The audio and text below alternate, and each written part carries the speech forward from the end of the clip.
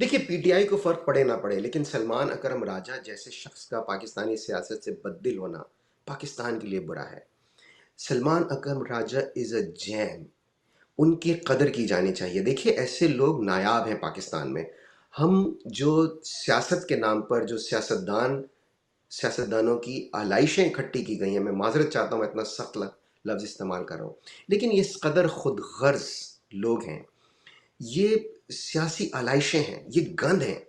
ऐसे में सलमान अकरम राजा जैसा उजला इंसान, जो इतना लिखा पढ़ा इंसान हो, जिसकी लीगल प्रैक्टिस इतनी अच्छी चल रही हो, सलमान अकरम राजा आकर इस वक्त जो जमातें इक़्तिदार में हैं उन्हें ज्वाइन कर लेते, तब तो आप कहते कि जी ये भी he is one of those people.